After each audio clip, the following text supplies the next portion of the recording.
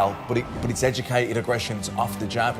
To me, he looks like the real deal. He's not just a big, heavy puncher. He was a top-class amateur.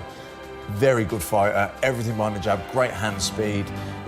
He's got to try and take the play away from him, try and back him up. I think if he backs off him, I think he's just going to invite more pressure. Well, these are live pictures now. There is Inoue preparing to walk to the ring. Let's just remind ourselves, he's 25 years old. This is just his 16th professional fight. He's already a two-weight world champion. We know he has that incredible power. What are you expecting to see from him? I think we're going to see an exceptionally fast start, and this is where it's going to be crucial for McDonnell to survive those first few rounds. Inoue, he throws astonishing punches. The left hook in particular is a great one, particularly to the body. He's got a looping right hand, which is almost like Gennady Golovkin, watching that. And it's if what McDonnell will need to do, his jab has got to be better than it's ever been before. It's got to be a piston jab, and at some point he's going to have to take a chance when the pressure is swarming all over him. And the scary thing is as well, he goes to the body so well, and when you've been struggling to make weight, you're not going to really absorb the body shots so well. Very quick prediction, Matt.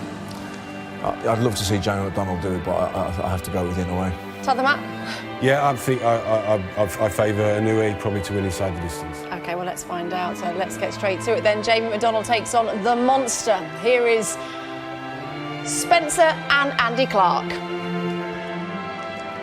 Thanks, Anna. Well, as you mentioned, in his 16th professional fight, looking to land the world title in a third separate weight division. WBO light flyweight champion in his 6th fight. WBO super flyweight champion in his 8th after a brutal destruction of long-reigning champ Omar Narvaez. We know about the power, we know about the ability. Everybody's been talking about this fight, Spencer, in terms of what a big ask it is for Jamie McDonnell. But let's just turn it around for a second. There's a lot of pressure on him tonight. Yeah, there certainly is. I mean, McDonnell, listen, he comes with a wealth of experience. He boxes away from home really well as well. They're up for this challenge. Inoue, he's not boxed at the level that Jamie McDonnell has, so it's a big ask for him as well. This is a tough fight for Inoue.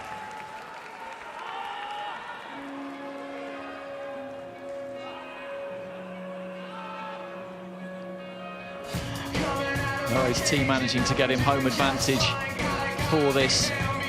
Boxing flourishing as it always has in the lower weight divisions in Japan. The rise of Inoue has been meteoric off the back of a decent amateur career, but Jamie McDonnell there looking substantially different to how he did on the scales yesterday, and they fancy this job. They have done right from the very start. Himself and Dave Caldwell and brother Gavin in the background there. A couple of weeks in Dubai alongside Anthony Fowler and Jordan Gill too, then over to Japan. 10 years he has stayed unbeaten. British, Commonwealth, European titles, IBF and WBA world titles. He's gone away from home and done the business against Arnaud, against Kameda twice when he was taken over there to lose. That was the plan for the promoters in Hidalgo, Texas the first time around, and then again in Corpus Christi, but he hadn't read the script and he's not reading it tonight. If he can do this, Spencer, this will go down in the pantheon of great British away wins alongside Roy Hunnigan, Kirkland Lang, John H. Stracey, Ken Buchanan, Kell Brook and Tyson Fury in more recent times. Yeah, definitely. Inoue is fast emerging as one of the best pound-for-pound fighters in the world at the moment, and this is a big ask for McDonnell, but he is used to fighting away from home. He's spent a career on upsetting the odds, and he's going to try and do it again here this evening. Inoue being made to wait. McDonnell now in the ring, looks a little tense, a little nervous, but there's nothing wrong with that.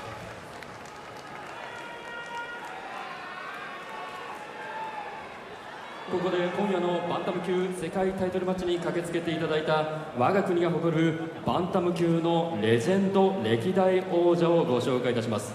まずは戦績は63戦56勝7敗、56勝のうち23勝がノックアウト、ブラジルの伝説エデル・ジョフレから1965年にその王座を奪い、また当時の世界戦中継は全て 50% 以上を記録するなど数々の金字塔を打ち出した世界王座認定団体が一つだった時代の世界バンタム級チャンピオン、ファイティング原田。 Japanese fight figures being introduced at ringside. Fighting Harada, we saw there just take a bow. またその後世界王座3階級制覇在5年の間に柔道の防衛を果たした元 WBC 世界バンタム級チャンピオン長谷川 Azumi Hasegawa, three-weight world champion, bantamweight, super bantamweight and featherweight. 27勝のうち19勝がノックアウト東日本大震災のあった2011年に王座を獲得神の左と呼ばれ恐れられた左ストレートを武器に防衛を重ねそして約6年の間に具志堅用高氏に次ぐ日本人歴代2位となる世界王座12連続防衛を果たした元 WBC 世界バンタム級チャンピオン山中 And Shinsuke Yamanaka is ringside as well, working for Japanese TV. What a fighter he was. Retired just recently after some unfortunate experiences against Luis Neri, WBC bantamweight champion. Tremendous boxer.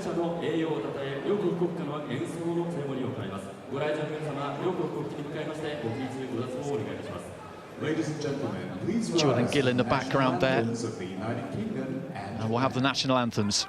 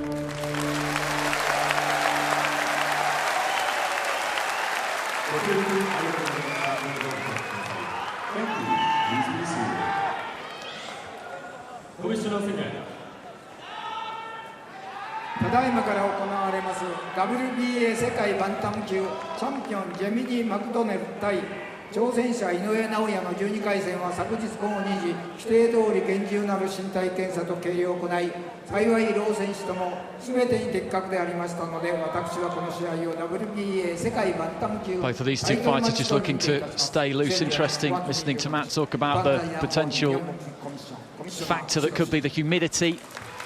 Reading Rendell Monroe talking in boxing news this week about his experiences against Takahashi Nishioka and saying that humidity got to him after 5 or 6 rounds. It is a different environment, not one he's been in before, McDonnell. Whereas for Inoue, this is what he's used to. またこの試合を採点するリングサイドの3名のジャッジはまずドイツ連邦オリバー・ブリエン黒いジョッキーパナマイグナシオ・ロブデInoue's been employing British sparring partners. Raza Hamza and Lee Wood have been over there working with him. Wood saying that the power is very real, but it does fade as the rounds go by. Referee just being introduced, Luis Pavon of Puerto Rico. JB マクドネル選手の母国英国はもちろんアメリカ ESPN を通じ世界各国でも現在放送されております。 It's over 10 minutes now since Naoya Inoue left that dressing room. As I say, this is not something he's particularly used to, being the first man into the ring and having to wait.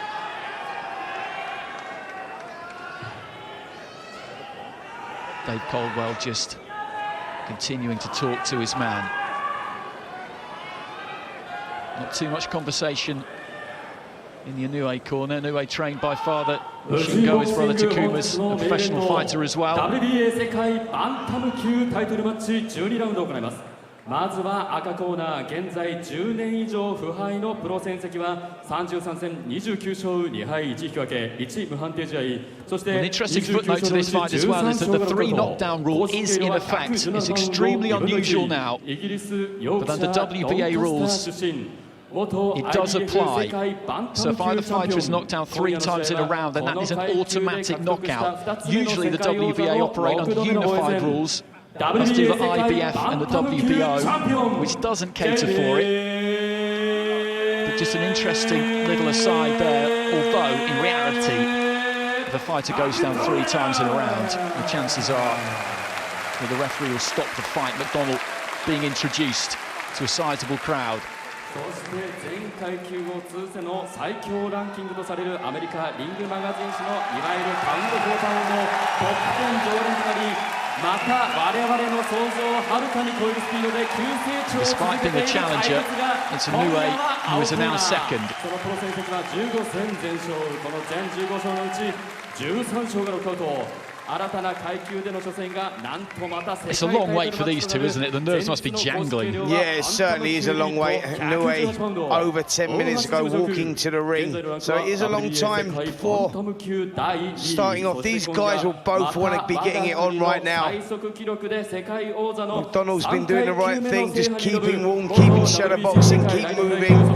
Inoue looks very focused as well, doesn't he? I mean, this really could be explosive right from the opening bell.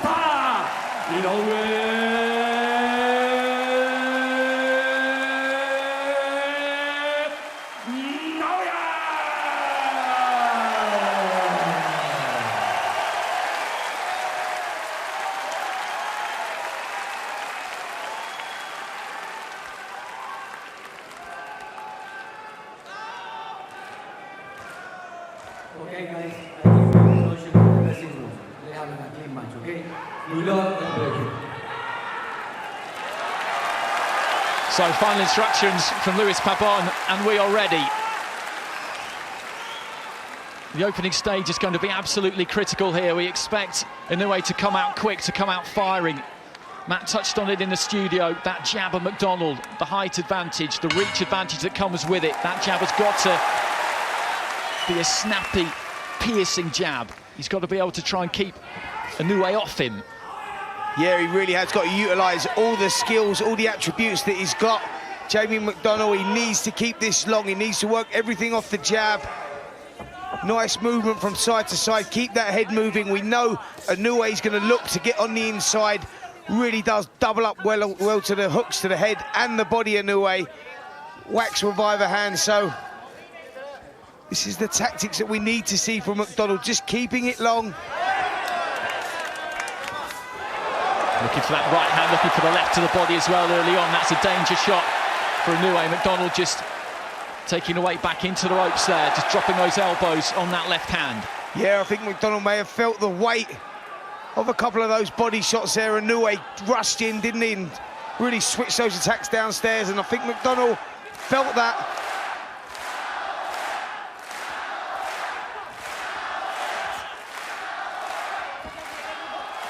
Stepped up from super flyweight, Inoue. He just couldn't make that weight any longer. He wouldn't have left that division unless he absolutely had to, given all the heat and the buzz that there is. Around it at the moment, heavy left hand seemed to catch McDonnell high on the head, almost on the top of the head there, and his legs seem a little bit shaky here. A minute and a half into the first round, and McDonnell goes over from the left hand to the body. Inoue raises a fist in salute to the crowd at ringside. McDonnell was in his own corner there, in that red corner. Dave McDonnell communicating with him. He's got to get through this opening round. He's got a minute left. Retreats to the ropes immediately. Inoue looking to tee off with that right hand, left hand, and McDonnell sags into the ropes again. And Luis Pabon, the referee, has jumped in and waved this off inside the first round. Jamie McDonnell has been blown away by Naoya Inoue. He's been slain by the monster, and that was exactly what we were hoping that we wouldn't see.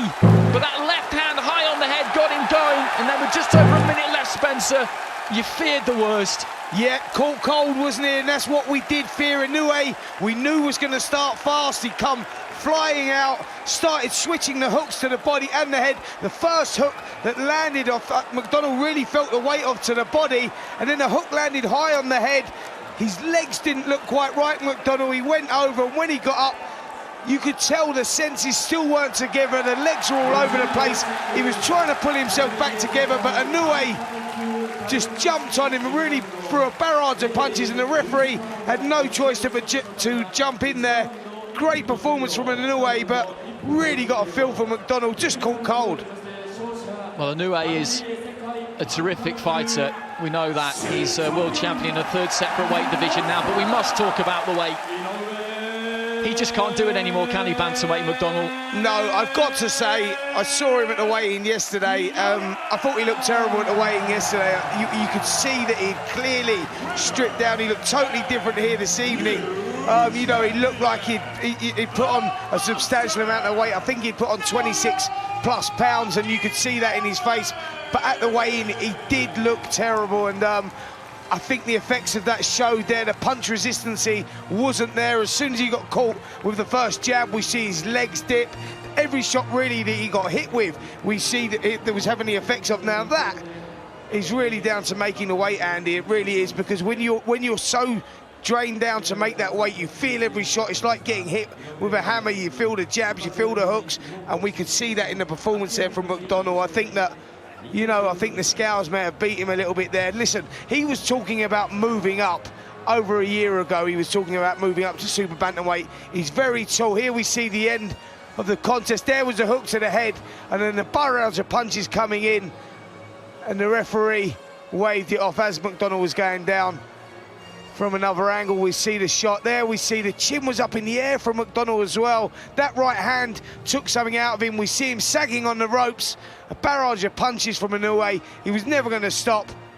And the referee rightly waving it off there. And there we see the phenomenal punching power from Inoue. And he was really out of his depth here this evening, McDonnell. But as I was saying and talking about, I think a lot of that was down to making the weight, and as I said, he's been struggling for over a year now, and maybe a move up to super bantamweight is inevitable now.